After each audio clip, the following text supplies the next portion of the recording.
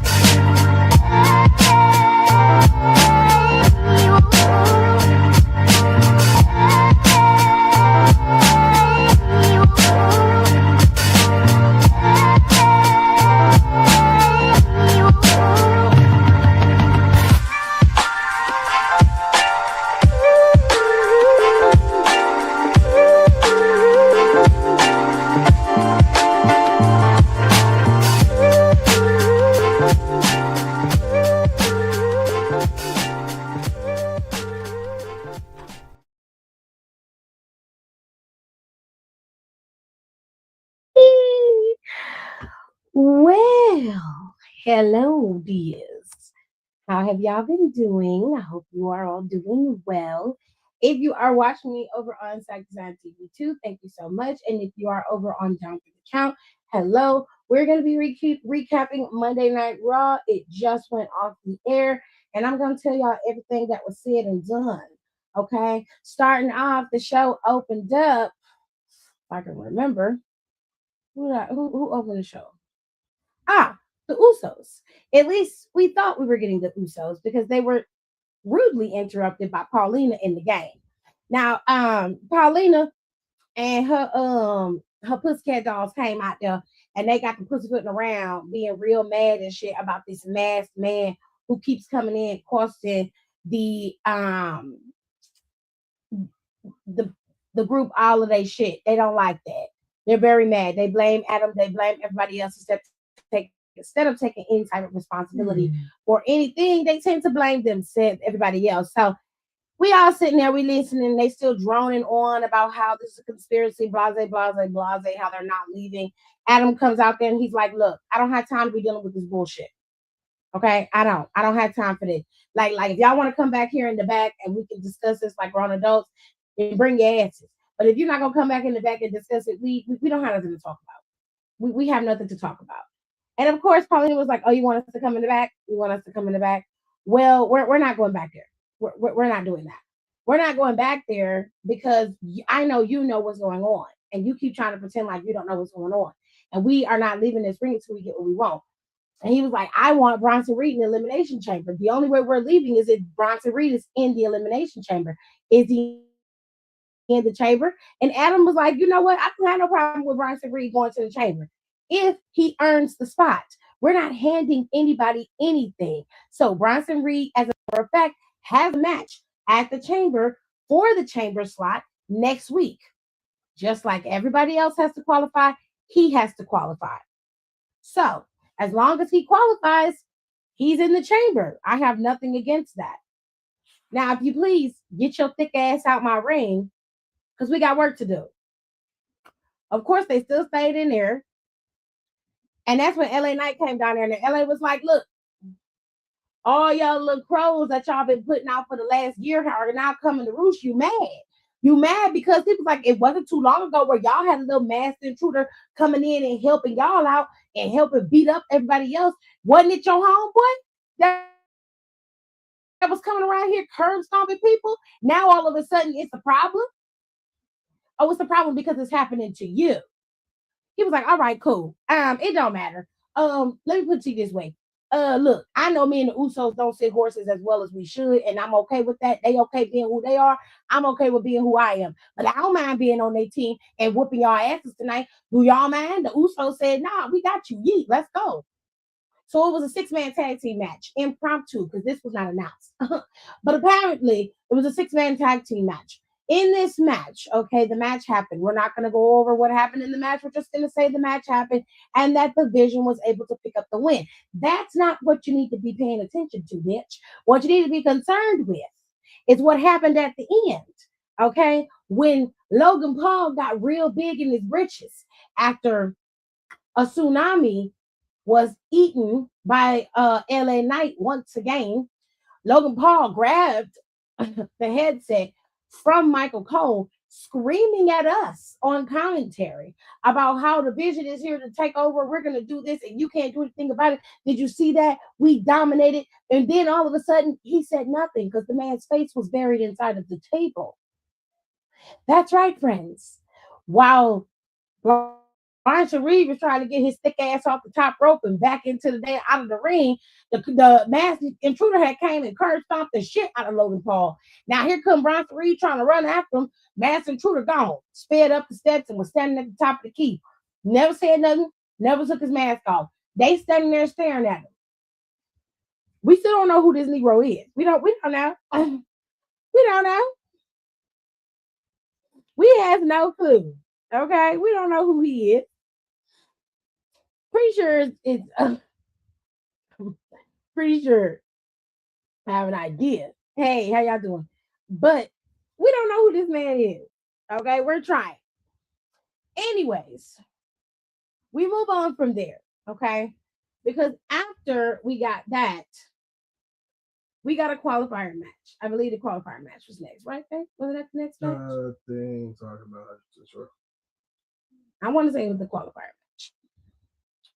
If it wasn't, we'll get to it. Okay, we'll get to everything, but we're just gonna go by what I can see and what I remember, which is the qualifier match. Okay, so it was the women's qualifier match. So Natalya, I refuse to call that lady Natty. Natalya, Bayley, and Asuka was in this match together. And let me just say this: look, I know y'all think I'm hating on Natalya. I am, but I'm really not hating on her. Shut up, Jeremy. I'm really not hating on Natalya. What I want is I don't mind a little brutality and I don't mind a little bit of aggression. But Natalya's just does not seem realistic to me. It just comes across as fake. And I just don't believe her. Y'all can believe in it, y'all can enjoy it, whatever makes y'all happy. But me personally, I don't believe it. Even she don't sell it as well as she could. But that's a different horse of a different color. So in this match, the three ladies put on a decent match. I will say Natalya had her aggression hat on today. She did okay. But the match ended up going to Asuka. I generally wanted Bayley to win. I didn't realize that Bayley hasn't been in Chamber since she won with Sasha Banks for the tag team titles. I thought she's been in at least one more Chamber. Like, and it's no shade to Asuka. That I love Asuka. Asuka's great, but she didn't need this. And they have enough stars in the Chamber now where you can balance it. Bayley's a star. Put her in there. I don't understand why you gave this to Asuka. I'm not quite sure, but I don't think that match was booked properly. I don't like it. I wouldn't have given it to Natalya. No way. She was heavily protected, but because she didn't eat the pin, Bayley ended up tapping out in this match, which sucked even more because I didn't like that at all. I was pissed about that. I really, really wanted Bayley to advance in this tournament, and she didn't. So we gotta wait around again for when Bayley has her time. But I feel like the Elimination Chamber was a perfect chance to give Bayley to really show out the way that I know she could show out. And that just sucked. That sucked to watch. So, anyways, we're not gonna talk about, but Natalya ended up getting attacked. So to go back to Natalya and them, Natalya ended up getting attacked by Maxine, which is rightfully deserved because Natalya is on some bullshit. I don't know what you're talking about because when the bitch got in the ring, she got all up in Asuka's face. So much so she got Asuka's makeup on her face. And I was like, girl, what the fuck is wrong with you, ho? Is you cool? Is you cool? Girl. Anyways, Liv Morgan crying ass was in the ring. Liv Morgan was back there talking to Michael and told Michael she not gonna tell him nothing, that she gonna milk this for as long as she can because she loved watching everybody squirm. And I was like, girl, please, okay, we don't give a fuck about who you choose. Just pick somebody and be done with it. But of course, she's living her high life, holding on to her little piece of a man and sitting up there in that chair. So when Stephanie walked up, Stephanie interrupted and Stephanie said this. Now I'll put it up here because they translated it for everybody on Twitter later on after she said it. And I just thought Stephanie was just telling her, look, I've been on this grind for over 10 years. I've been doing my thing. I don't went from state to state, country to country, collected titles, did my job, and dominated. And you think I'm going to let you come in to take my shit from me? Bitch, you're crazy. Now, I thought that's what she said. But she said something much deeper. So let me read what she said. She said, you said 10 years of hard work. You talking about hard work? What the fuck are you talking about, Liv? You haven't sacrificed anything. WWE has handed you everything from the moment you started here. You have better medics, better trainers. You were handed everything. And you want to talk about sacrifice? I was born in Chile where pro wrestling didn't exist. I competed in Japan, Latin America, and Europe. I conquered everything. I should embarrass you for hiding behind the Judgment Day, for hiding behind him. I will tell you something though. I went through hell and I made it mine, only to go to WWE. And this title is for all the girls, all the women who never had the opportunity. And if you come after me, you won't win because I will show you what a real champion is. Apparently, this made Liv turn into a big ass crybaby. I was like, is what she said true? Is that why you're crying? Is that why we're crying? You had to have your dirty dom cart you off because you were too busy crying? There's no crying in wrestling. Crybaby ass. What you crying for? Ugh.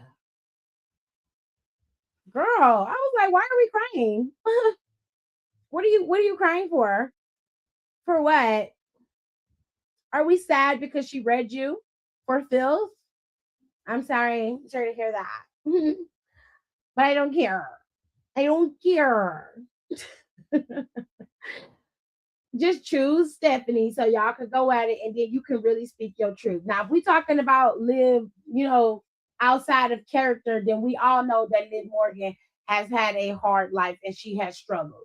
Okay. But if Liv ain't gonna come out and make it so it's very clear that she ain't no pampered princess, then I ain't gonna have no holler for you. I'm just gonna let Stephanie eat your ass alive. You should have came back at her instead of sitting there crying like a little 10-year-old. I don't have no sympathizations for you. Not a drop. Not nan. I don't have no sympathy, babe. You should have cut her ass back, not letting her say whatever the hell she want to say to you like that. Girl, what's wrong with you? CM Punk came out there and cut a promo on Finn Balor. And basically, he was like, I don't feel like, that I'm jeopardizing the main event at WrestleMania. I don't feel like I'm doing that. I'm a fighting champion, and I believed in myself my entire career. So I don't have nothing to be afraid of. And I know I'm going to beat Finn Balor. I've beaten him before. I'll beat him again. Then Finn came out there with his goons because JD McDonough is back. Good for JD. I'm glad that JD's returned. They both came back and they both out there flanking him, which to me, it gave very much insanity because we've seen this little play before. We've seen all of this shit play out before. When Seth Rollins was champion a while ago and Finn Balor was going after that title, it was 1, 2, 3 times he went after that title and he had the same moves, the same shit, and the same story every single time. Judgment Day is going to help him. He couldn't get the job done and boom, he ended up losing. So now we're repeating the same cycle and expecting a different result. Insanity. But Finn basically was like, you call yourself the best in the world.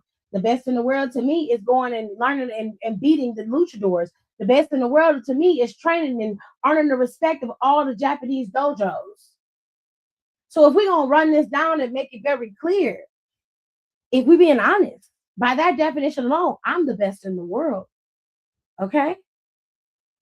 And you're just somebody holding my belt. And he was like, and when I beat you in Chicago, it's going to be proven that I'm the best in the world.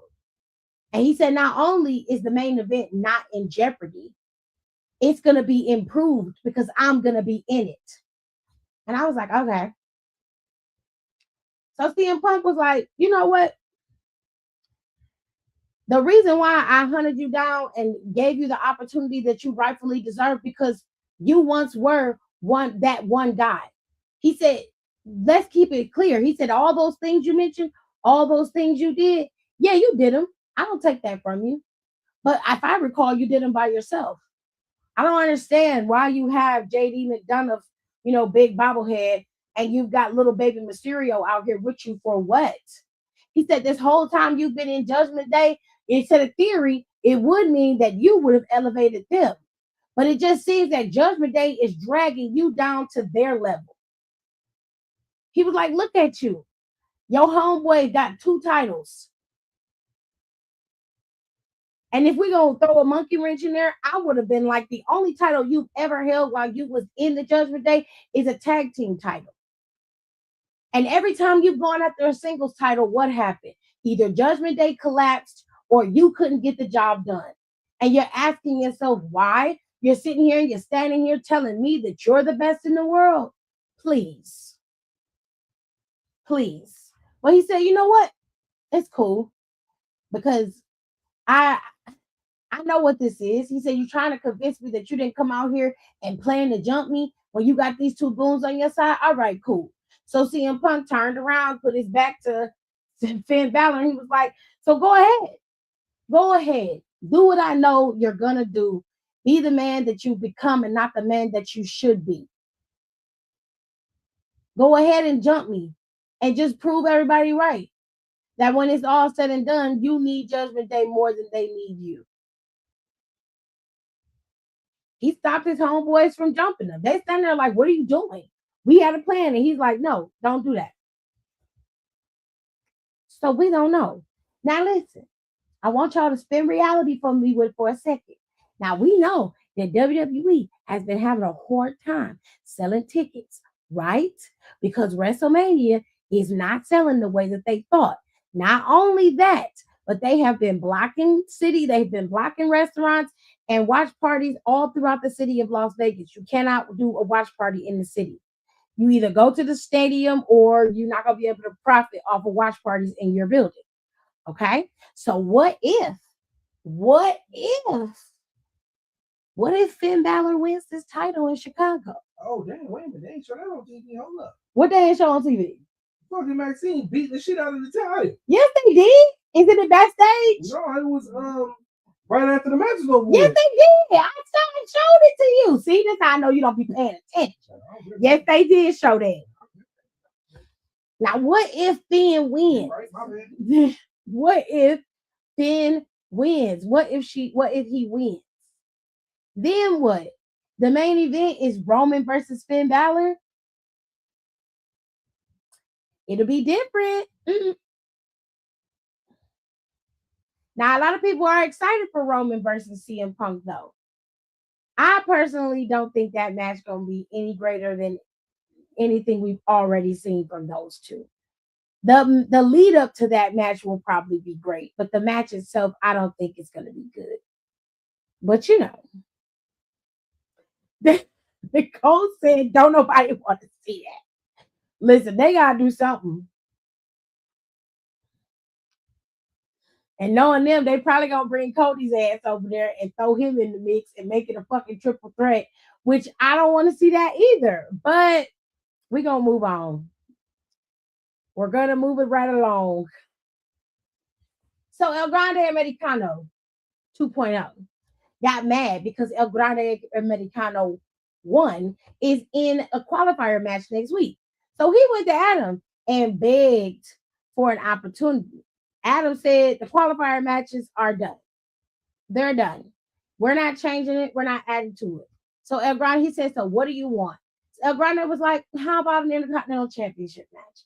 And he was like, great. Everybody wants an Intercontinental Championship match since Dom came back. He said, I'm not going to hand you anything, but I will give you an opportunity. Today, you get a number 1 contenders match with an opponent. I will make sure he's out there when it's time. So go about your business. And of course, El Grande Americano was like groovy. Love that. His opponent was none other than Penta. Now, you would think that this would be a straight up match between these two. No, no, nay, nay. It was not. Now, we all know that El Grande Americano loves to cheat with his little steel, headpiece. And of course, his two goons, Rayo and Bravo, whatever the fuck they call themselves. Now, the match was happening, and as it happened, the real or the OG version of El Grande Americano came out, and that's what ended up costing El Grande Americano 2.0 the match. Okay, so this turned into a massive issue because Penta now is your number one contender for the Intercontinental Championship. Okay, and El Grande Americano 2.0 is not happy about the fact that he was cost an opportunity. So you know where this is headed, right?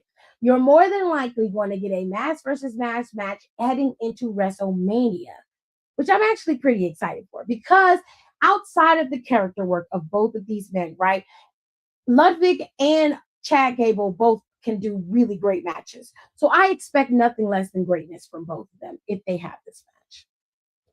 But the social media back and forth between the two of them is absolutely insane. And y'all know I love me some white on white crime.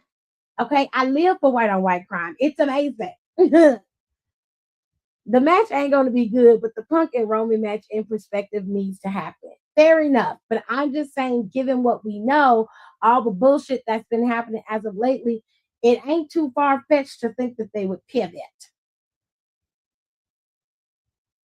However, do whatever makes them happy. I'm not going to Vegas, no way. So, well, if it was in NOLA, we wouldn't have all these sales going on for it.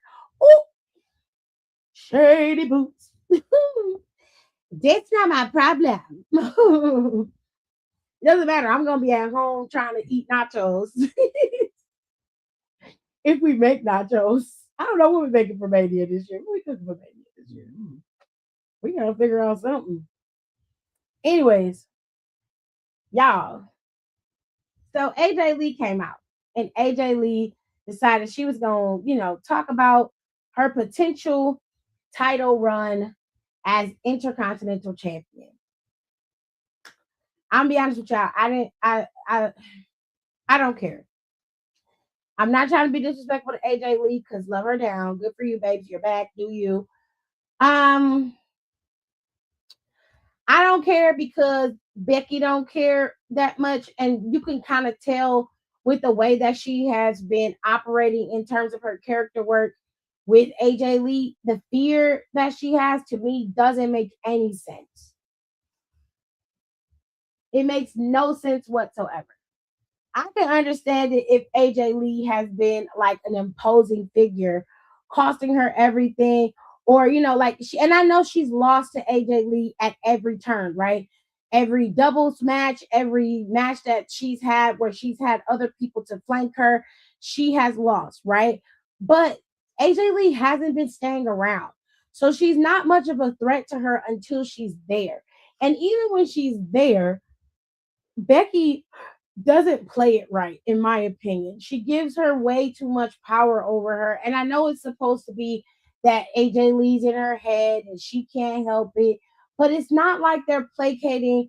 When I hear them cutting promos, they're not placating on the things that are like, to make it make sense, the way I would stress it out is like AJ Lee is not attacking her based off of the fact that she's been losing to her every time she turns around, she's lost to AJ Lee. She's not stressing that as far as I'm concerned. Or am I wrong? Did I miss that in the promo, JJ? No, it's all about right. She's not stressing that. She's not using that as a ploy to really get into Becky's head, right? It's just that AJ Lee is like, I'm the better of you, and I've been here before, and I gave you a 10-year head start, and you still can't get to my level, even though you've broken all these records and made all this history. Here we are, and you're still a chump. That's pretty much what the gist of it, right?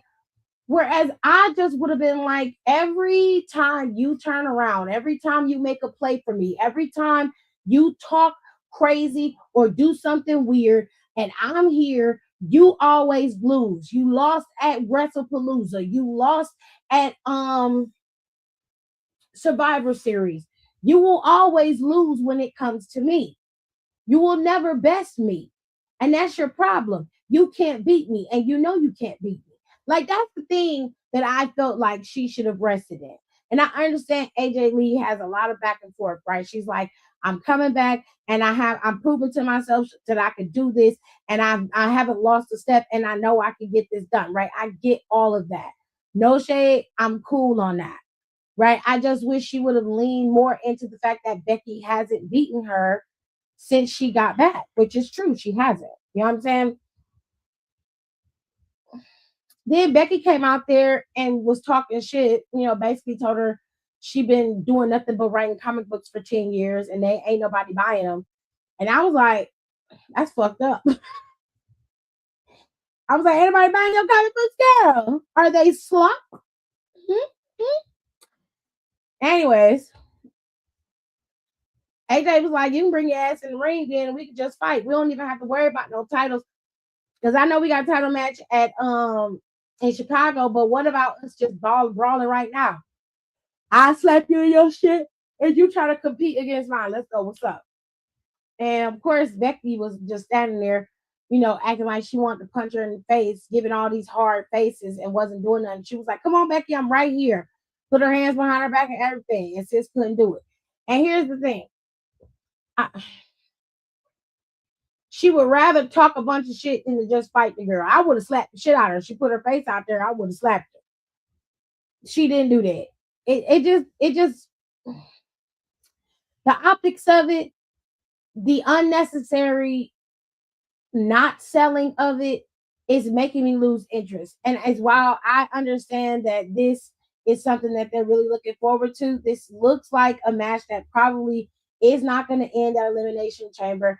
They're probably going to have AJ Lee lose on some fluke bullshit with Becky, and she's going to end up going after her at WrestleMania for that title again. And I'm just over it. I don't know. I'm just over it, and I just generally don't care. I just don't. Now, I don't think I missed nothing else. I think I covered everything. Final match of the night was Elimination Chamber qualifying match. Just to give you the once over logistics, to be fair, Javon Evans, Gunther, and Dom is a rag'em tag'em mix of people to put in a match. Okay, Dom was barely in this match until towards the end, but Javon Evans worked both of these men. He worked with Gunther heavily. He worked with Dom heavily. He did everything he could to make the match worthwhile. Where the match turned is when Gunther, thought he had control of everything because Dom kept trying to cheat. Had that ring bell hammer in his boot. He tried to pull it out again, and that's when Gunther took the ring bell hammer out of his hand. Just before he could use it, he got busted in the face with the bell by none other than y'all undead King Dragon Lee. Okay, because a few weeks ago that nigga was hanging by Gunther's bicep dead. Okay, he was deceased. Okay, but Gunther ended up getting knocked out by Dragon Lee. It's a triple threat. There's nothing they can do. The rules say disqualification is out the window. Okay, now Javon Evans was able to capitalize, but this was after Dom thought he had it. So he hit the 619 on Javon Evans, thought he was going to hit the frog splash and end it, but he couldn't get the frog splash off. Javon moved out the way. He was able to get up onto the top turnbuckle and hit the OG cutter for the dubs. Javon Evans has qualified for the Elimination Chamber. Yes, ladies and gentlemen. Our nephew is in the game. Now we got a high flyer and we got 3 technical ground and pound wrestlers. So let's get into the Elimination Chamber as we know it. AJ Lee will face off against Becky Lynch for the Intercontinental Championship at Elimination Chamber. And currently, right now, these are the 3 women who qualified, including Asuka, Alexa Bliss, Rhea Ripley, and of course, Tiffany Stratton. Then for the men's championship, Finn Balor will face off against CM Punk for the World Heavyweight Championship. And then in the men's elimination chamber, we have Cody Rhodes, LA Knight, Randy Orton, and Javon Evans, who have qualified for the chamber. Are we excited? The prayers of the saints changed from regularly okay. Brought him from the dead, child.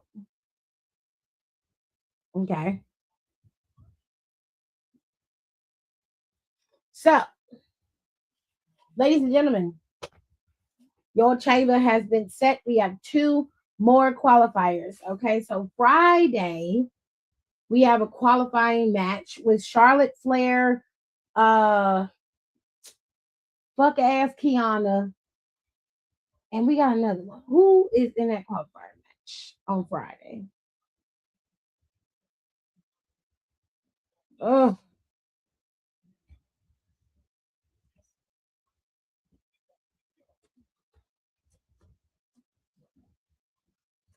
I gotta pull it up, child, because I can't remember.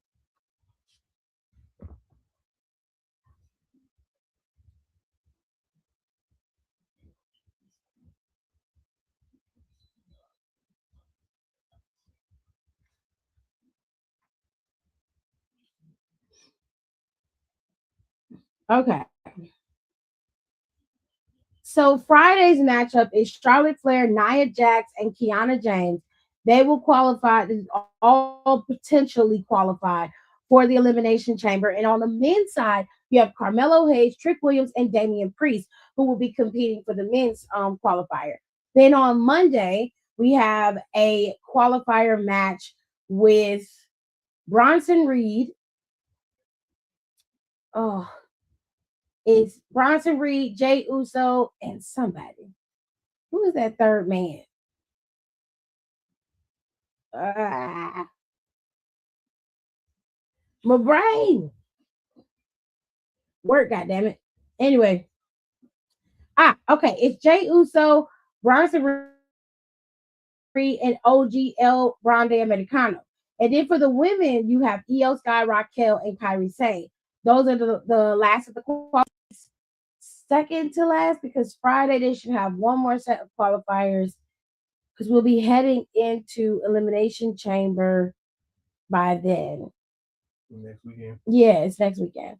So, also, it's F. Kevin Nash today for speaking on Nephew Javon like that. Yeah, so Kevin Nash. Jalen Terry, thank you for bringing that up, sweethearts. We're gonna get to Kevin. We're gonna get to Kevin. Now, Kevin, listen. Usually, you don't really say nothing weird, but you out here being weird. Okay. You're out here being weird. Let me show y'all what he said. That way I don't have no misappropriations going up in here.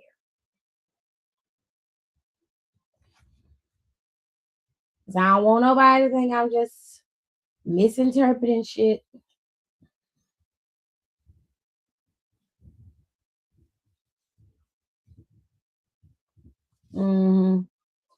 Hold on. Make sure I get it right. What's this? Oh, it's Rey Mysterio that's gonna be on the Cody show. Interesting.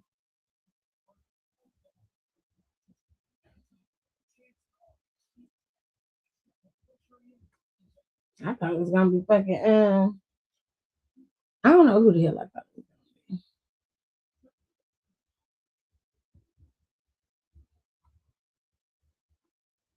But hold tight, y'all.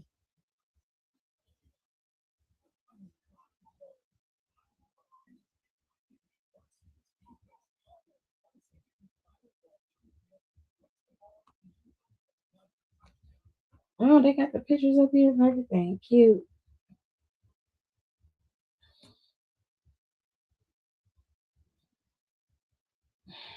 Let's get into Nash though. He made some comments on a podcast about Javon Evans, referring to him as Mr. Bojangles, saying that he wasn't urban enough for him. Which I don't know what all that means, but sure, go off.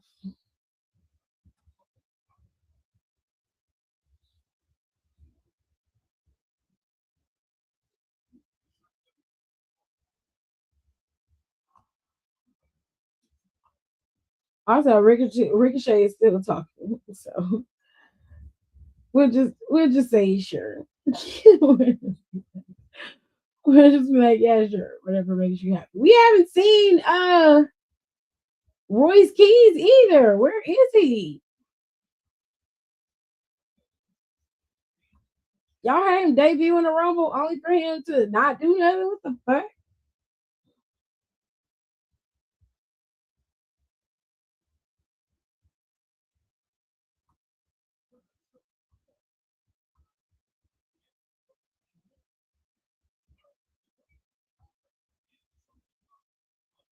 Stephanie been champion for a year. Wow.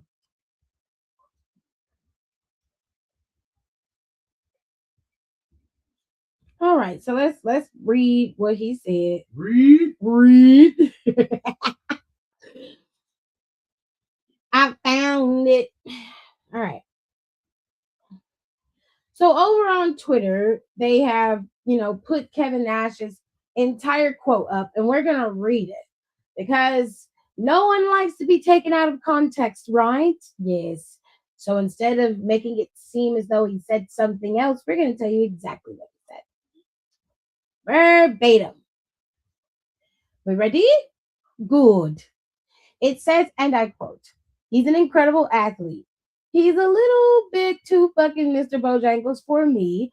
I wish he was a little bit more urban. I want you guys to let that rest in your spirit for a minute. I understand it's Netflix. I understand there's a big fucking world out there besides the one that this fucking 66-year-old Detroit boy Kevin Nash wants. But I just want him to have a little bit of an edge. He can strike. He throws a good punch. Fucking take your time and throw a good punch. Maybe put two or three together. Something where where you tell me if this shit was real, all this athleticism I have, I can use. Not if this shit was real, I would cartwheel off your motherfucking body like you would never see. He sells good. He does everything good. It's just that you have to fight. This is off of the Click This show. Okay. So let's talk about it. Let's talk about it. First, I'll let my folks have they say because they got stuff in the comments. They ready. They is ready to go out. I heard he did a dark match on SmackDown on Friday. Well, I want to see him on TV. Shit, you done did all this debuting and shit in the Rumble. The least you could have done is let the man wrestle and use that momentum from Rumble to go forward, right? Ugh.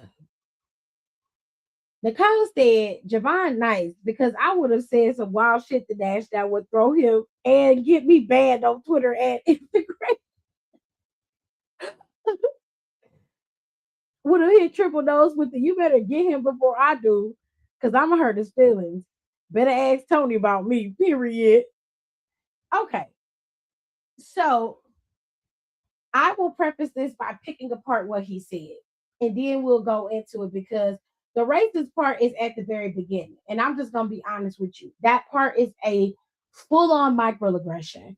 It comes across racist, it sounds racist, and it looks racist. And I don't know about y'all, but it just is what it is. Okay. Now, some of y'all may not understand the reference to Mr. Bojangles. So let me just help y'all out a little bit.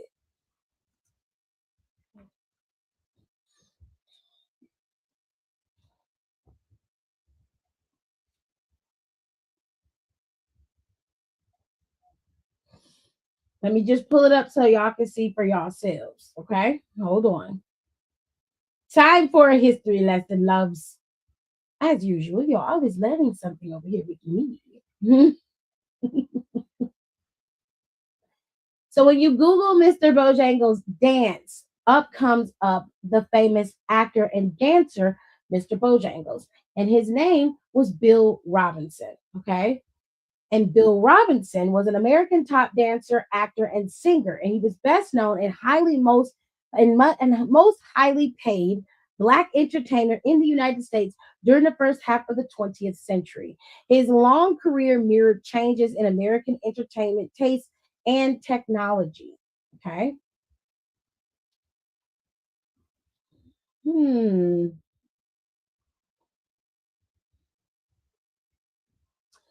So I remember Mr. Bojangles for being in one of the Shirley Temple movies.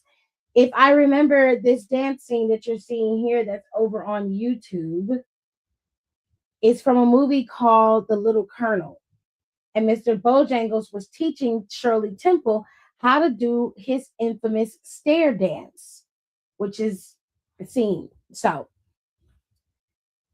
he's very, very famous. He was born on May 25th, 1878, and he died on November 25th in 1949. Okay. Mr. Bojangles is a legend. So to compare him to Mr. Bojangles is very interesting. Although I know he meant it as like he's just a little too happy-go-lucky for me. The comparison, while for us that know about Mr. Bojangles didn't sound that bad, it can come across very racist when you look at Mr. Bojangles and the shit that he went through to be able to do what he did. Now, the problem I have with Menashe's statement is that he goes further. He goes further in his statement to say that I wish he was a little bit more urban.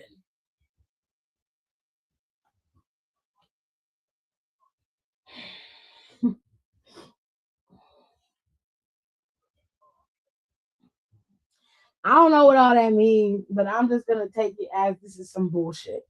Okay. That's what I thought. I know I'm not crazy.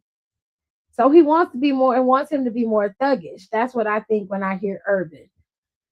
The urban can be described in many ways. I mean, you could say thuggish, you can equate it to black, but when he says urban, I always equate it to niggerish, hood, harder. You want to be angry. And that's a thing that I see being thrown around when it comes to a lot of black wrestlers. Everybody not gonna be Mark fucking Henry. Exactly. I tell him, worry about that plot you had to dig up. So play somewhere safe because I'm not. Oh shit. Like Kevin, please sit your big and tall self down somewhere, child. Here's my problem. I wouldn't have had an issue with this statement if he said, I want him to have a little bit more edge to him. I want to see what he can do when he's got a little bit more aggression. That's different. Even though I don't like the fact that black men are always pigeonholed into one little box. Black men have to be perceived as angry. They have to be perceived as aggressive. They have to be perceived as big, burly attackers. They are never allowed to be seen as black, happy men. And they did this same shit to New Day. They did the same shit to Kofi. Y'all ran Kofi's ass out of that championship. When he became champion, y'all didn't give Kofi a fucking chance in hell to be champion. And then when Vince made him lose in the most egregious way possible, y'all set y'all asses up on podcasts and on the internet and said, see, I told you he wasn't worthy. When you know damn well that he was. You know full well that he was. You did the same thing to Big E. You treated Big E like he didn't deserve to be champion either. You dogged him out. You said Bobby Lashley should have kept it. Bobby Lashley's a better wrestler. Fuck y'all. Everybody not gonna be no motherfucking mad, angry black man. That's not always the trope that needs to be seen. You need to see everybody in a different light. It is okay for him to be happy. He's 21 years old. 21. And he is living a dream that most people could only fathom. They can only think about. He is living it. The thing he dreamt about as a child. He's doing it. He gets to do it. In the days of his time, in the time he gets to do it at his prime. In his youth, he gets to do it. Do you know how rare that is? Do you know how rare of a gem you have to be where you get to live out your dreams even right after you've dreamed it? Mm-hmm. You're in your 20s doing something you dreamed about doing since you were a kid. Do you understand how rare of a gem that is for you, for any human being? And for that boy to be able to do that, and you sit your big Frosty the Snowman looking ass up on the goddamn podcast talking shit when you done already smoked, drugged out, and did your motherfucking dreams. Now, what we're not going to do is drag this boy down because you don't like what you're seeing. If you're not okay with Javon Evans as he is, that's fine by me. But if your ass can be okay with Dom Mysterio walking around with a 30-inch bust down mullet, walking around pigeon-toed with his fur boots on, coming out there, jumping off the top rope and doing all the shit he doing, you could be okay with Javon Evans.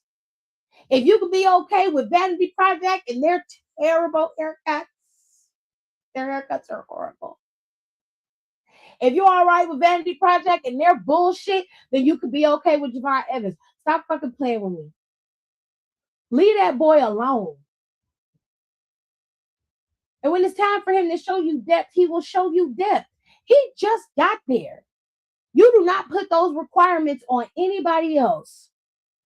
And the only reason why you ain't saying shit about Obafemi is because Obafemi gives you the edge that you're looking for. But that's the bullshit I'm talking about. Everybody don't need to be an Obafemi. Everybody don't need to be a motherfucking Mark Henry. Sometimes it's okay for them to be who they are. And Javon Evans ain't trying to be nobody but himself. And all you motherfuckers who keep saying that he needs to do this and he needs to do that, you're weird.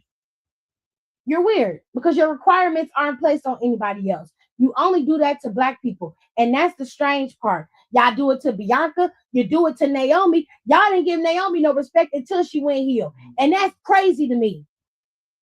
Because the skill didn't change. The wrestling didn't change. So what are we talking about?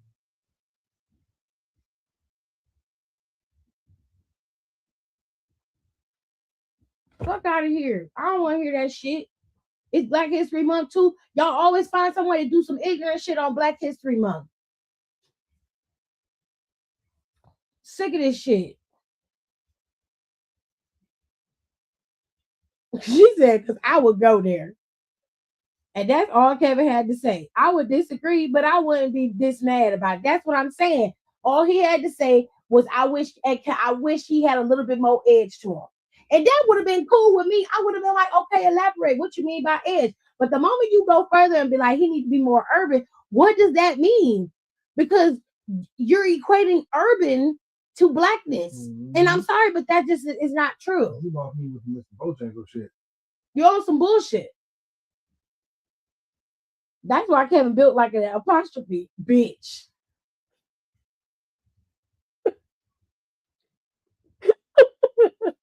Just saying. I think about what an apostrophe looks like.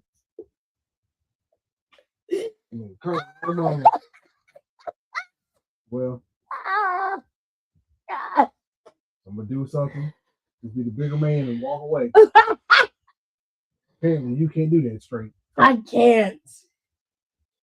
Javon is going to the stratosphere, and he's getting that Jeff Hardy response from the crowd. Period. Every big relevant name in the WWE and in the business have done nothing but give Javon his praises and flowers. That says a lot. What that man got to say, I don't care what that man got to say at all. I agree. It's very rare. That boy is blessed. I'll be 40 this Friday, but I'm still grateful for the opportunity I've had in the indie scene. Oh, it's gonna be 40. Remy's gonna be 40. Bro, who my birthday twin? Remy. Oh shit. My husband's birthday is Friday. Also turning 40. He also turned 40. We all turning 40, Remy. We all, but you know what? Embrace that 40. We a good 40, bitch. We a good 40. We don't even look it. We don't even look it. The skin is beautiful. It's glowing. It's glowing. Anyways, listen. All I'm telling y'all is, especially if you don't understand what's being said and how it's being said, he's 66 years old. So he very much understands what he said and how it was out of line. Okay? But let me tell y'all something. I am about to be 40. The end of December, I'll be 40. I'm not going to take none of this shit no more from people. Y'all are going to learn how to either get with the times or learn how to curb your stupidity.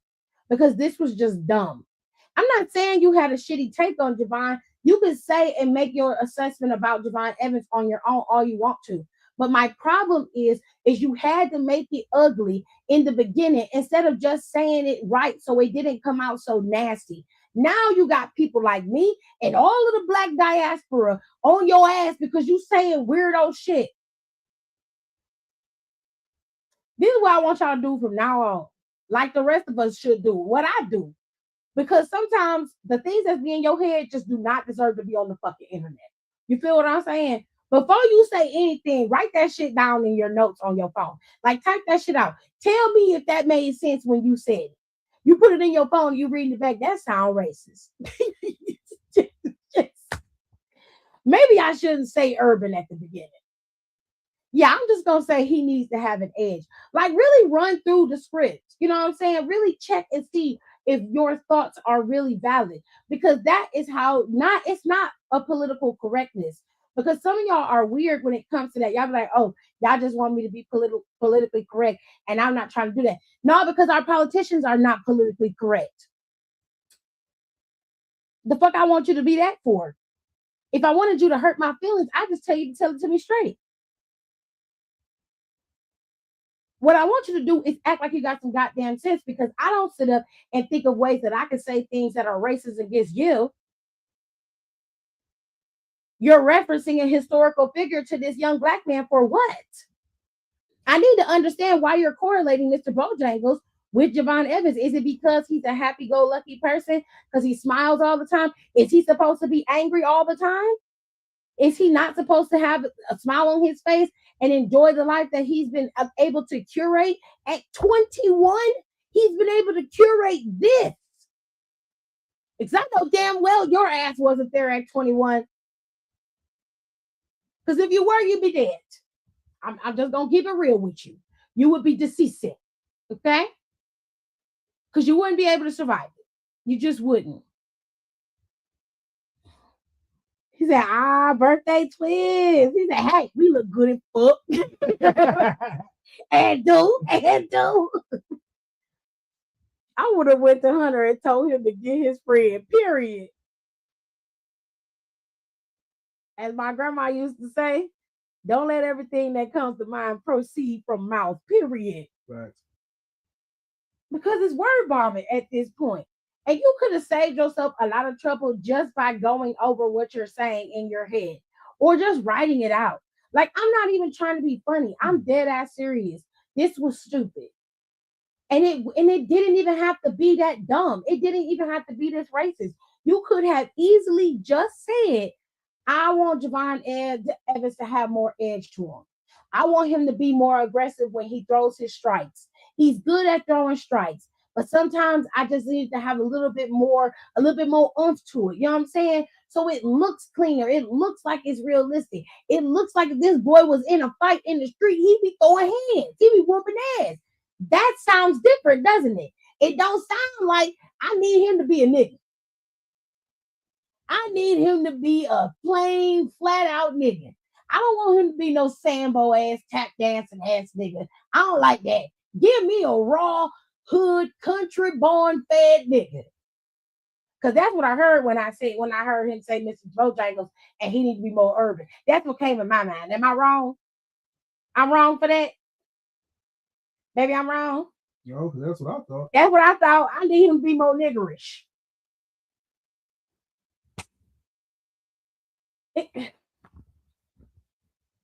And I hate every minute of it. Matter of fact, I'm gonna stick Krishan Rock on him, showing what urban really looks like, girl. Child, at this point, girl. Woo! There's another time for another day. Hello, how are you? I will tell y'all this.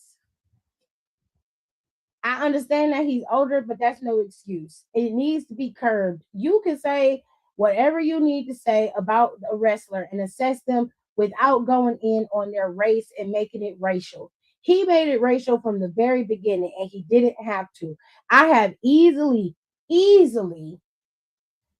reworked his entire sentence by just saying, I want the boy to have more edge to him. Cut out all this bullshit and filler he put in there and got straight to the point. It's not hard to do. But still, here we are. It is 2026, and you motherfuckers cannot get y'all shit together for nothing. I don't give a fuck about you being 66 and being from Detroit. The mere fact that you're from Detroit should make you at least have some fucking respect for Black people. But again, here we are. and it's Black History Month, and you can't get your shit together for nothing. Now, if you just now coming in and you don't know what's going on, Kevin Nash got on the internet and basically said, okay, that Javon Evans is too fucking Mr. Bojangles for him, and he wished he was a little bit more urban. He said, I understand it's Netflix. I understand it's a big fucking world out there besides the one that fucking 66-year-old Detroit boy Kevin Nash wants, but I just want to see him have a little bit more of an edge. He can strike, he throws a good punch. Fucking take your time and throw a good punch. Maybe put 2 or 3 together. Something where you tell me if this shit was real, all this athleticism I have, I can use. Not if this shit was real, I would cartwheel off your motherfucking body like you would never see. He sells good. He does everything good. It's just that you have to fight. That's what he said.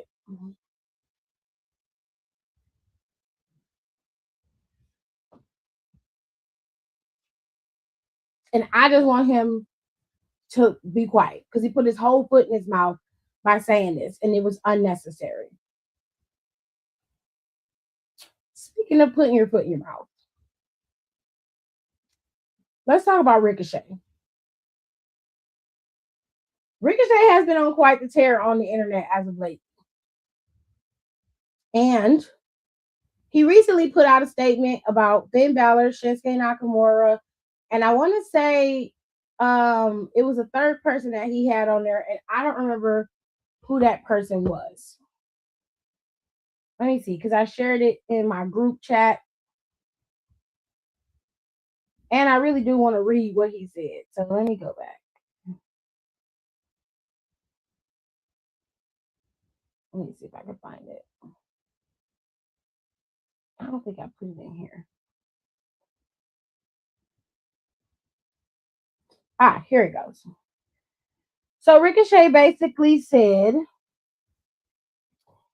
that Apollo Crews, Finn Balor, and Shinsuke Nakamura have all suffered the same fate that he suffered. He said, and I quote,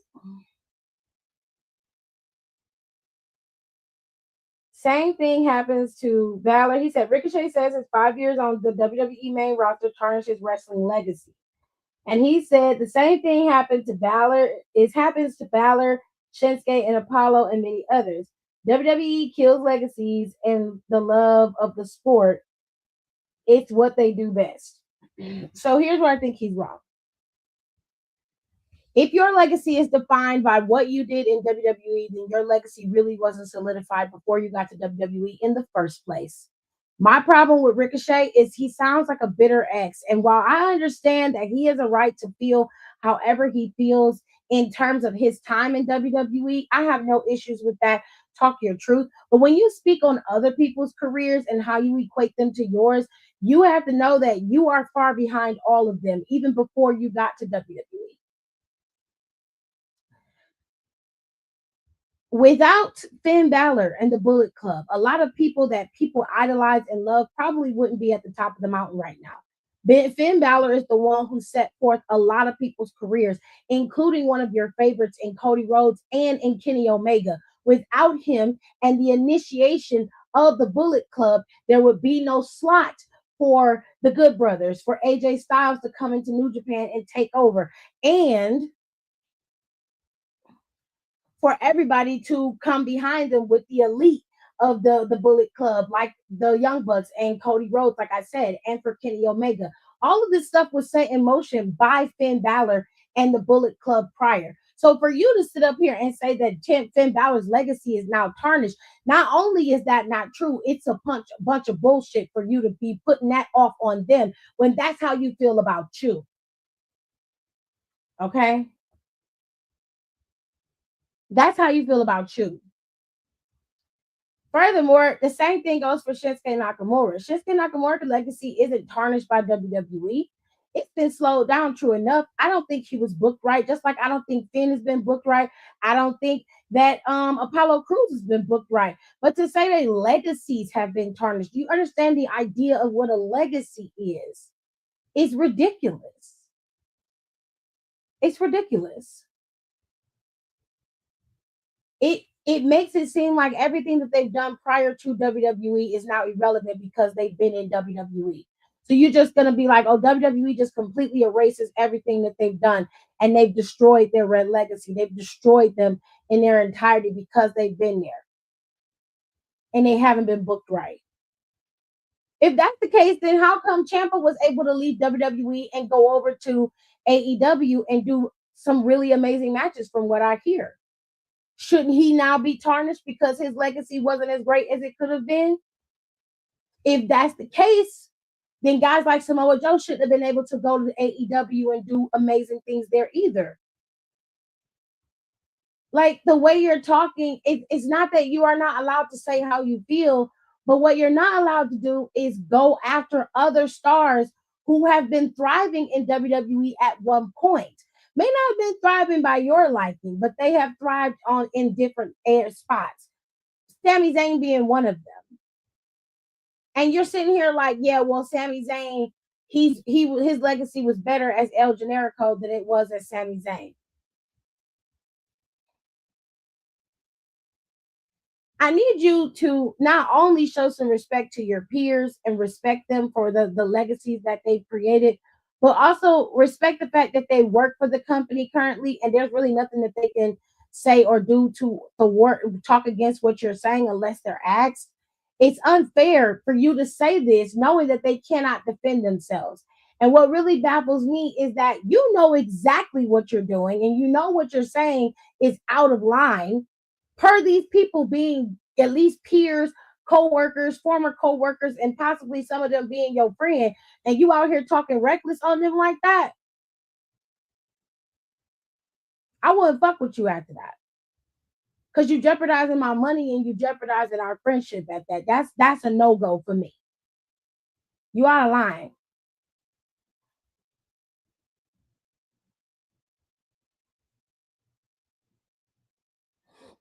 So I'm about to throw my hat up. And it's simple like they did in Montgomery, Alabama. Because what? Well, thank you. I appreciate you. I don't know. You're going to have to go call them, baby. I don't know how you get in there. I think he's mad because his career has gone missing. And no one wants to put up flyers to find it. Ooh, child. And here's the thing: when Ricochet got to AEW, he was booked relatively strong and he got to do some really great things. And now he's a champion, but he's being booked. Is he being booked okay now that he's a heel? I guess you could say that. But given from what I've seen, Ricochet hasn't really been on TV that much as of lately. I know that he's on Ring of Honor, I believe. Somebody please correct me if I'm wrong. But I mean, he got a strong booking and then it slowed down. So what's the difference between his booking as Intercontinental Champion and his booking in AEW? What's going to happen in AEW is the same thing that happened in WWE. Eventually, they're going to lose interest in him because he's not bringing in the revenue that they thought he would. That's what happens with all the superstars that jump ship to AEW and vice versa. When you go to WWE, it's even worse from AEW. It happens all the time. The problem with Ricochet has nothing to do with booking. It has everything to do with his ability to be able to sell a story. He's a professional wrestler. He's not a character. And there's a big difference.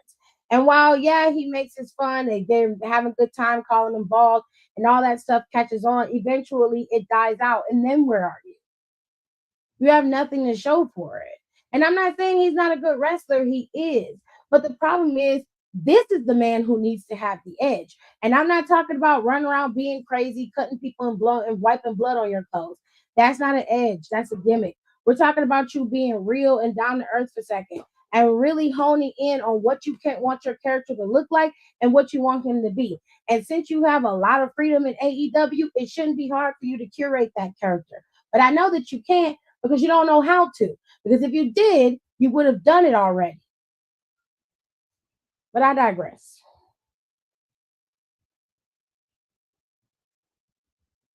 Go to Florida and talk. It's bad creative writing. Look, somebody else told me to apply for a WWE job because I had this idea and I'm gonna run it past y'all and y'all tell me if I'm wrong. I know some of y'all gonna disagree. But I need y'all to hear me out. It's a hear me out type of session. I need y'all to hear me out. So listen, I was talking to my friend and he was spitballing. He was like, WWE got to do something because things are not going great. And I'm like, I've always been an advocate of an off season when it comes to WWE. To me, WrestleMania should always be an end all be all, like the Super Bowl. The Super Bowl is an end all be all, is it not, Jared? Mhm. Once the champions win, they're the champions. And then when the new season starts, the champions go into the season as what? The current champions, right? It does not change until we get to the Super Bowl. Now, the current champions can get knocked out of being the new champions, right? They can get knocked out of the shot of becoming a two-time champion for the Super Bowl. Is that not true? Mhm. Okay, so listen to what I'm saying. If after WrestleMania, we do a hard stop and we do a full-on break for a month, so that means the month of May or after April, all the way up after April, all the way up into the month of May, from like, let's say it's 18 to 19. So from the 18th, from the 19th of May to the 18th, from the 19th of April to the 18th of May, that's the break period. That means the superstars can go on vacation, they can take a rest, do whatever they want to do. They can keep going to the performance center every week, working out. And then what you can do is you will give creative enough time to reset and be able to start working on the next set of storylines, because the problem is this door is ever revolving. And this is also an issue with AEW as well. The door is constantly evolving. There's no breaks, there's no stops. You don't give people enough time to miss the show, to want it, to need it, to crave it. You don't give us enough time for that. And we need time for that. Look, this is how they could do it. You stop the show at WrestleMania. You don't have to stop the feud, but you can make it so that it's solid and what's done is done. Cool. Right. During that month time, instead of having replays or whatever, you can do a greatest hits show. You can do the best matches of 2026, whatever the case may be, greatest matches of 2025, whatever. But you also have your podcasters running weekly, Raw and SmackDown both, right? Have them running weekly, and they need to be in the slot, the time slots of a regular Raw and a regular SmackDown.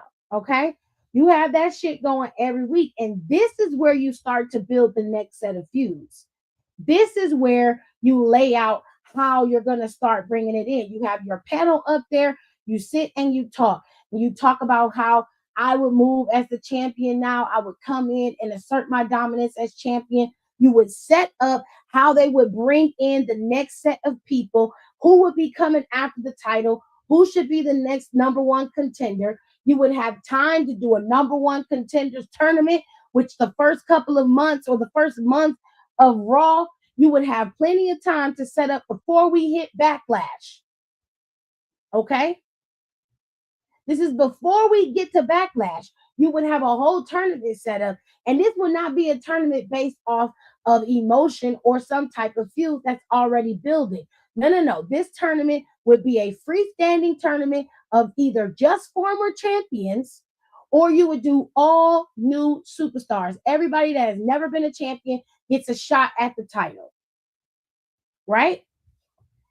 You can build something when you're not working 24/7. You need a fucking break. They need to do this. And during that week, you can put on 3 different shows. Okay, you already got shit running on A&E with LFG, and you could bring back WWE's Hidden Treasures. That shit was a good show. Make it happen. You know what I'm saying? For real.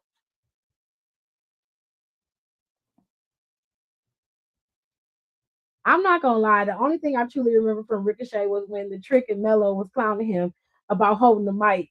Don't hurt yourself, dog. Stuck with me. That's crazy. It is because Ric Flair's over there writing everything. Ricochet's still mad that even in AEW he's still treated like the Blue Power Ranger. Ooh. Question: are you in the biz? No, I am not. But I wouldn't mind to be paid to do it. I wouldn't mind the coin. The problem you have to bring the heat without politics. The problem you have to bring the heat without politics. No, they only want four-way matches. I disagree. You don't have to do it that way. There's all kinds of ways to skin a cat, my G. And at this point, their way isn't working. So fatal four ways don't need to happen. You can have it so that it's set up to it's a tournament, and each match is a qualifier. And you can do, if you want to do a final fatal four way to determine who goes, fine. But you can do 4 weeks of matches. The last match is the week of the backlash. The champion comes out and you set it up. This can be the beginning of the feud. Whether the champ loses or wins, it'll be the beginning of the feud, and you set forward with that person. You know what I'm saying? So it doesn't have to go that way. I'm saying they need an off season, not only for the superstars and their need to be able to have a break and at least be able to attempt to enjoy the fruits of their label, but also so that the creative team can reset and rejuvenate. They need the ability to be able to reset their minds. Think about us as fans watching this every single week, right? It's got to be 50 times harder as a creative writing team to try to make this shit work. Like, your brain is constantly on power mode 24/7. You don't have a chance to really sit down and just think. I don't have to do this for a living. So it's easier for me to come up with a solution to the problem. Plus, I'm on the outside looking in. And I have a little bit more foresight and discernment than most people do.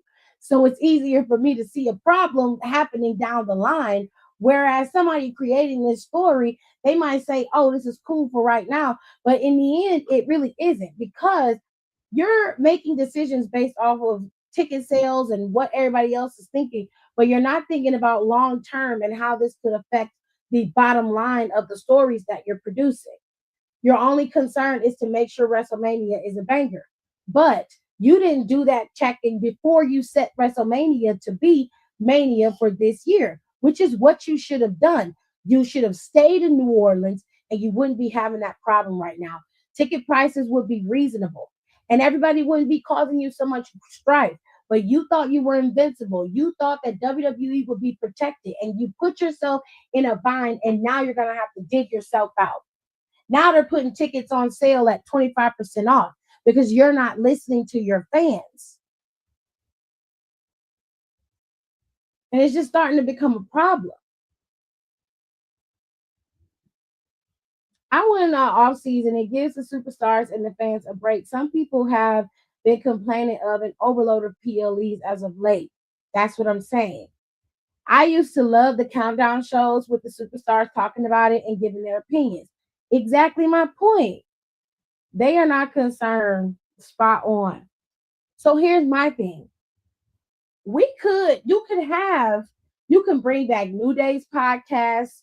New Day's podcast was fun. I love New Day's podcast. Out of all the podcasts they had, Corey's, New Day's, I love New Day's podcast. It was so much fun to listen to, right? And like I said, it's an off season, so they can either do their podcast and talk about the fun stuff they did, or they can stay in full character and do the podcast and start adding fights. And this is the thing. You can make this work because y'all already utilize social media to do everything, right? So you can do these podcasts, have people create feuds online and have them air their shit out on the podcast and be like, it's okay, because on such and such date, when we come back to TV, I'm going to get your ass together. And let that be the catalyst. Let that be the catalyst to start the feuds. You can have them attacking each other on social media. You can see physical videos of them getting attacked. Like, all kind of stuff could be happening here. And you really can make this shit work. But I'm just a lowly fan watching. I don't know. On that note, I'm going to get my ass up out of here. I will see you on Wednesday when we talk about NXT. And of course, it's always Freestyle Wednesday, where we talk about any and everything. I will see y'all then. I hope y'all enjoyed the show. I'll see y'all next time. Thanks for tuning in. Don't forget to rate, comment, and subscribe for more wrestling content. Check out our merch and consider becoming a member for exclusive perks, special emojis, and members-only content.